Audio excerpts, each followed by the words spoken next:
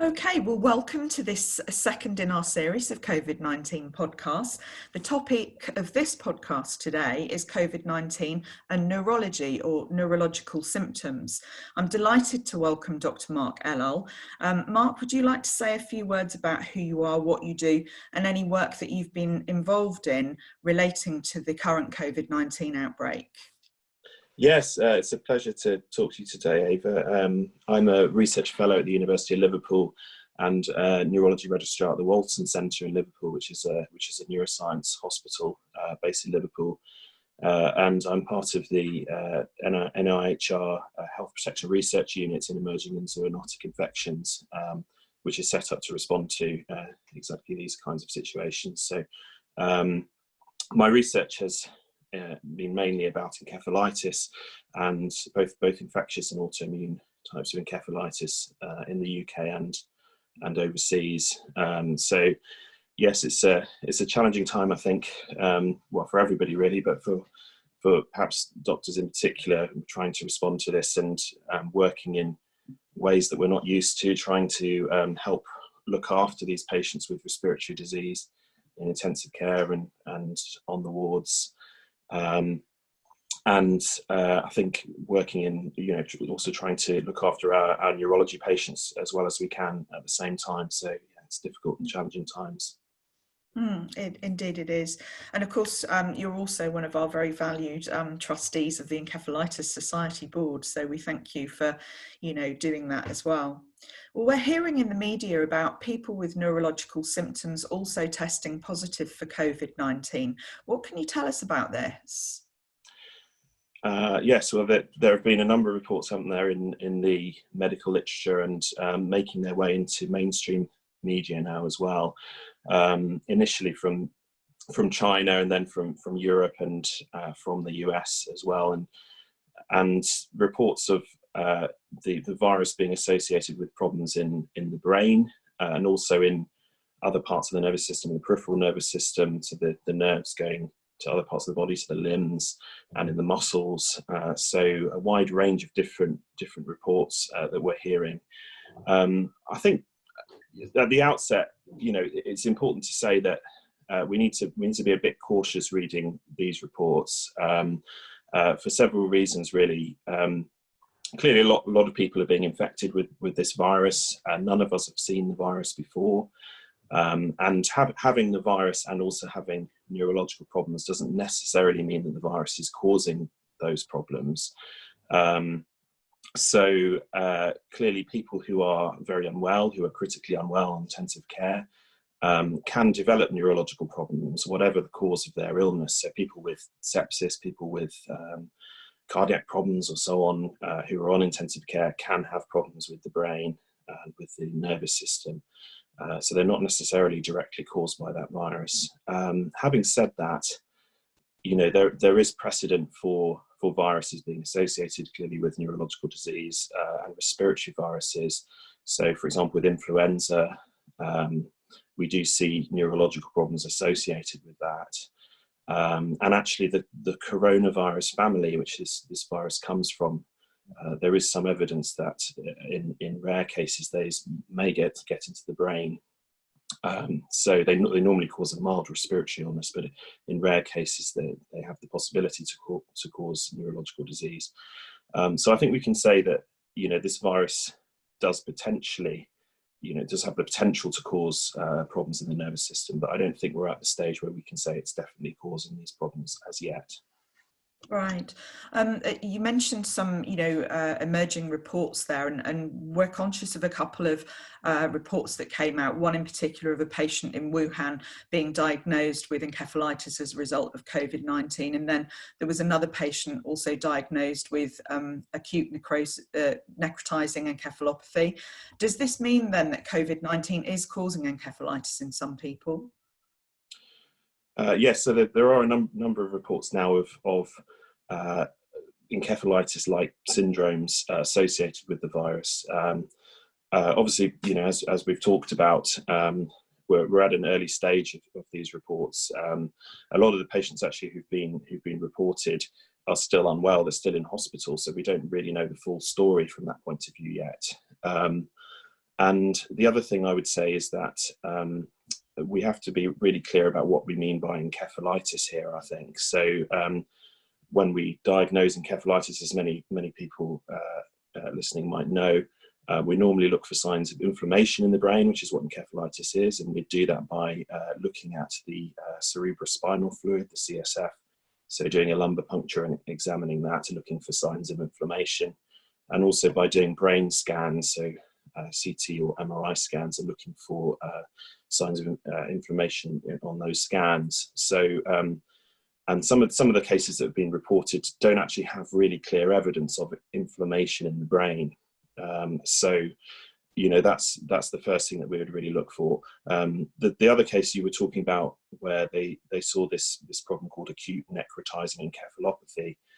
So clearly, in that case, there was inflammation in the brain. There was abnormality on the scans, and actually, this pattern of brain problem is something that we normally see with flu infections, and particularly in children with flu, and during the swine flu epidemic, this was seen. So again, this patient clearly had damage in the brain, and it was associated with the virus. But again, it's still not enough evidence to say that that virus caused that inflammation in the brain. And there's a lot more work to be done before we can make that direct connection between those two things. So the way that the virus might cause problems in the brain, I mean, obviously it can directly infect the brain. So some viruses can do that. And for example, herpes simplex virus is the most common one that we find in the UK. Otherwise, sometimes the immune response to the virus can cause problems in the brain. So either at the time when you have the viral infection, the immune system can go into overdrive and cause inflammation, or sometimes shortly afterwards you can get normally an antibody response, so that the immune system is producing antibodies to try to fight the virus, but these end up attacking the brain itself. So those are some of the possible patterns of brain damage that could be caused. Right. We know the symptoms of COVID-19 are a dry cough and a fever. We've heard a lot about this in the media. What are the symptoms when someone has COVID-19 and their brain is being affected?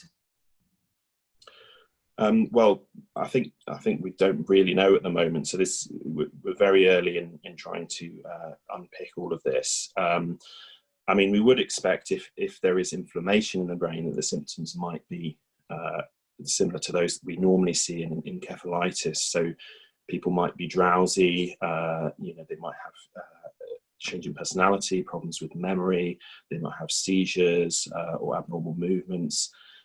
But actually, in most of the cases that have been reported so far, people have fairly severe respiratory disease at the time. So it's slightly different from what we might see in normal encephalitis, which is normally an acute illness, and comes fairly rapidly out of the blue when people are fairly well or going about their normal business. Whereas in this setting, it seems to be that people are fairly unwell with a respiratory disease and then start to develop neurological features. So that's slightly different. Right, so they might already be in a hospital setting by the time that they demonstrated some kind of neurology. Absolutely, yeah. And the cases that we've seen so far have all had respiratory disease. Mm-hmm. So it seems to be something that comes on top of that, or maybe slightly later. Some people have been asking the question whether there are different forms of COVID-19, whether, for example, there's a respiratory form, as you mentioned, a neurological form. Some people have said, is there a cardio form, or is COVID-19 all one form with a wide range of symptoms in some patients? Well, the spectrum of symptoms that we see in COVID-19 seems to be fairly broad. So the cardinal symptoms, as you've mentioned, seem to be a persistent cough and high fever, which is the symptoms that the government are telling people to self-isolate if they've developed. And then some people are developing extra symptoms around that. So muscle aches, joint aches, headache, some people are developing diarrhea, nausea, vomiting, and so on. And then the severity clearly varies a lot. So all the way from people having severe respiratory problems where they need ventilation, help with their breathing, all the way down to people having very mild symptoms. And there's emerging reports now that people may be developing asymptomatic infection, so infection without any symptoms at all. So from that point of view, there's a wide range of forms of COVID that you could develop, but most of them seem to be respiratory at their core. So we haven't seen evidence so far that people are developing problems in the nervous system or the cardiovascular system without having any respiratory disease. So, as I said, we'd expect these, if there are neurological problems, to come in association with a respiratory illness. Right. If someone thinks that they've got COVID-19 and that they're having neurological symptoms in addition, what's your advice? What do you think they should do? Well, I would say I think at the moment these neurological problems seem to be fairly uncommon, and as I said, they seem to be occurring in people who have fairly severe respiratory disease, so they may already be in hospital. But I think in general it's going to be about exercising common sense as usual, isn't it? About identifying worrying symptoms and seeking medical advice. So if people are developing excessive drowsiness, or if they have a seizure, then clearly they should be seeking medical advice in the usual way. And I think there's a bit of a broader point here, isn't there, in terms of watching out for severe symptoms in general at the moment, because just because we're in the middle of a pandemic doesn't mean people aren't having medical emergencies of other types. So clearly if people develop a seizure, or more broadly if they have chest pain or anything like that, then they need to seek medical attention, either via calling NHS 111 or calling an ambulance if necessary. So, and it would be very worrying if we thought that people were at home having severe symptoms and not reporting it because they're worried about, the NHS not being able to cope. I mean, the NHS is still there providing emergency services. No, I think that's a really important point. Thank you. Does having neurological symptoms with COVID-19 mean that people are at risk of a more severe disease experience? Well, I think if people do develop neurological problems, then clearly that's going to present a barrier to them getting better, quite apart from their respiratory disease. But I think recent reports have suggested, some authors have suggested that the virus somehow affecting the brain or the brain stem, which is where the respiratory centers of the brain are, could be contributing to the respiratory problems in COVID-19. And that's just a hypothesis at the moment. It's fairly controversial because actually the respiratory problems that we're seeing with the virus are not those you'd expect if it was a brain-related problem. So it's really just an early hypothesis, but clearly more research is needed on that. Some people were wondering whether children are also experiencing neurological symptoms as a result of COVID-19 in some cases. I've not seen any reports of children being affected from a neurological point of view, and actually, in general, one of the few silver linings about this virus is that it seems to not affect children very severely. So there are very few cases of children getting severe problems with the virus, and there are various theories about why that might be. So there are differences in the immune system between children and adults, which may account for it. There's also a hypothesis about the receptor that the virus uses to get into cells. So there's a protein that on the surface of cells which the virus binds to access cells, called ACE2, angiotensin converting enzyme 2, and the amount of that protein in the respiratory tract of children seems to be lower than adults. So that's another again unproven theory about that. But yeah, it's reassuring though. Actually, we're not seeing severe disease in children in general at the moment. Yes. Yeah, I mean, talking in that same vein, there seems to have been a few reports of neurological symptoms in China, but there seem to be more reports from some of the later countries that experienced COVID-19 as well. I've been interested to see that there's been more men affected than women, and some people were wondering whether there's some kind of genetic or race ethnicity component to COVID-19. Yes, I don't know, and I'm not aware of any work on that at the moment. I mean, there were some reports from China. So there was a case series from Wuhan, which is the city where the virus seems to have originated, of about 200 patients with COVID-19 infection, so people who were in hospital with the virus. And reporting that about a third of them had some form of neurological symptom, although these were problems like dizziness, loss of sense of smell and taste, which appears to be a fairly common symptom actually. So there are reports from China, and then clearly from Europe and other countries that have been affected. So I'm not aware of a kind of race or ethnicity difference. In terms of the sex difference, as you say, there does seem to be an effect where men seem to be certainly having more severe disease in general, and it's not clear why that is, but it has been replicated in several countries.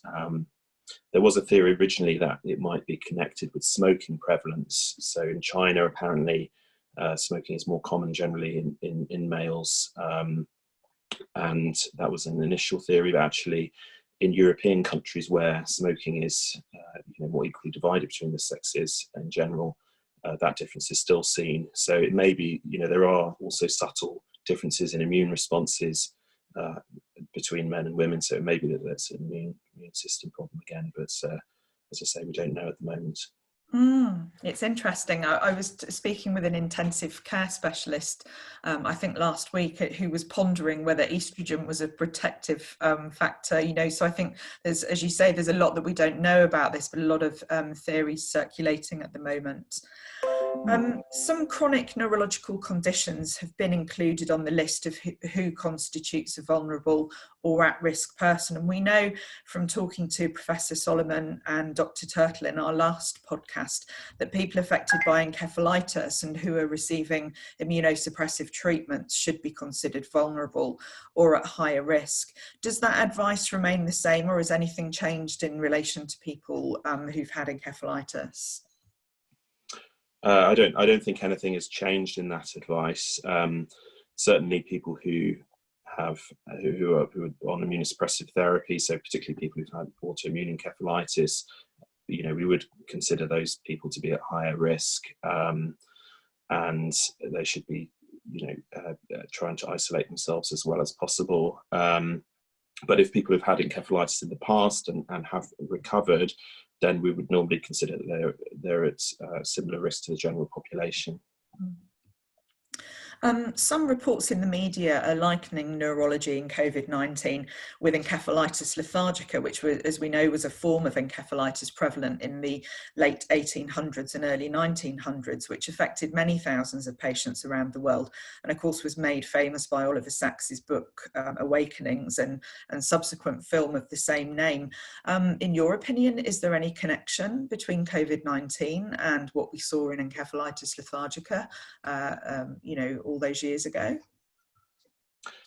I think I'd say that we hope there isn't a connection, because encephalitis lethargica was a very unpleasant disease. If people don't know about that, it was a kind of epidemic of neurological disease which happened, seemed to start around the First World War, and then in the early decades of the 20th century, with movement disorders and often psychiatric features, and then some people went on to develop a kind of chronic Parkinsonian, so it's sort of similar to Parkinson's disease, which was very difficult to treat. And obviously those were the patients which were discussed in Oliver Sacks's book and then in the film with Robin Williams. And there have been lots of theories about what caused that epidemic of neurological problems.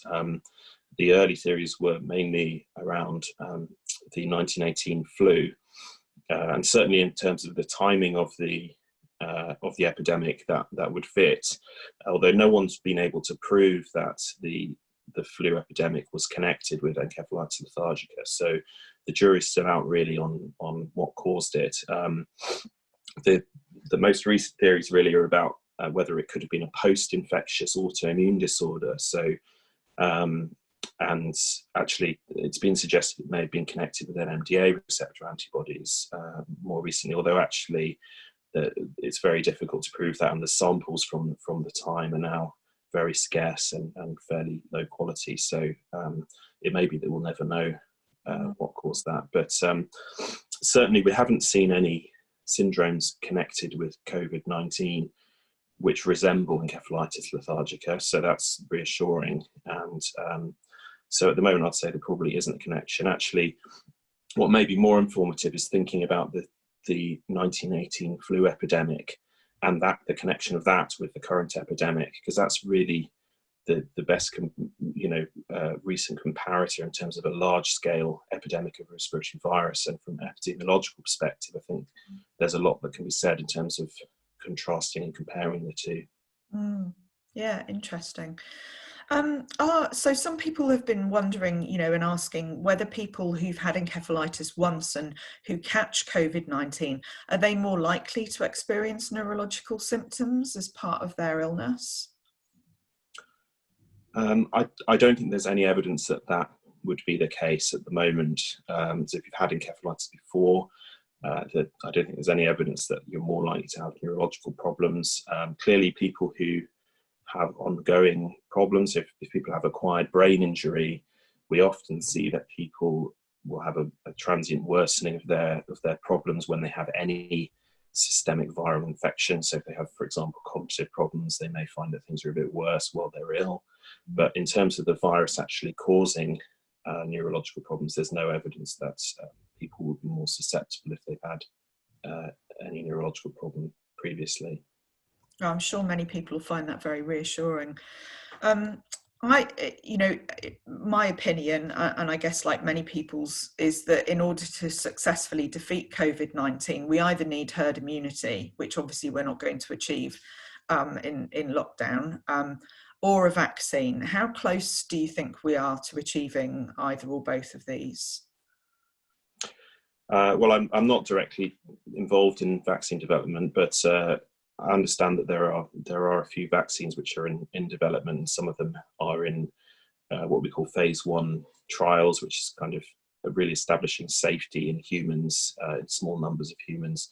So they're still in fairly early stages of development. And I mean, the key thing with vaccine development is ensuring that it's going to be safe and effective. And clearly in this situation where the view would be to immunize many millions of people, those things need to be absolutely cast iron. So from that point of view, it can't be rushed. So it's not going to be a quick process. In terms of herd immunity, yeah, clearly isolation, is going to go against that. And I think the other thing to say is that the only way to really establish the number of people who've been infected is with good testing and antibody tests. So those tests that can try and tell whether someone has been exposed and has developed immunity to the virus are still being validated. And particularly if people are developing infection without symptoms or with very minimal symptoms, then that kind of testing is going to be important to work out the seroprevalence of this viral infection, so the number of people who've already had it. Yeah, it's an important point. There's been a lot of confusion in the media as well around the testing, a lot of confusion around the antibody testing and actually testing, to see if people are currently infected. So I think I've been pleased to see a bit more clarity on that for people. But we're going to bring this podcast to a close. Is there anything else that you'd like to say before I make some summary comments? I think we've covered a lot of fairly uncertain areas, and the answer to a lot of these questions has been we don't know at the moment. And I would say that people shouldn't be alarmed about these reports of neurological disease at the moment. We're still trying to gather data and establish whether there is a connection, and certainly it appears to be uncommon. So it's not as if lots and lots of people in China have developed severe neurological disease. It really is a fairly uncommon result of infection, or that's how it appears at the moment. So I think that's the way to look at it until we have more evidence. And I think to thank the Encephalitis Society as well for what you've been doing and the team have been doing in terms of providing support to people in very difficult circumstances at the moment. Oh, well, that's kind of you. Thank you. We're going to be talking to Dr. Benedict Michael later on this week in another podcast, talking a little bit around what you mentioned there around the surveillance task force that's been put together. We've covered an awful lot of questions. We're deeply grateful to you for taking some time out of what I'm sure is probably one of the busiest times of your career. On behalf of all of our members, please accept our grateful thanks for all that you do, along with the rest of our scientific advisors. We do deeply appreciate it. We also want to reassure any viewers that the Encephalitis Society services remain largely unaffected by this recent outbreak. I think we were very well organised to operate digitally. So if anybody needs any support or information, our teams are still at work, and everybody remains at your service.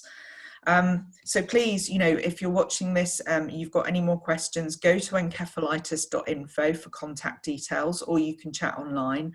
And if you can support our work at this very challenging time, please visit encephalitis.info/donate. But most of all, wash your hands and please stay safe, everyone.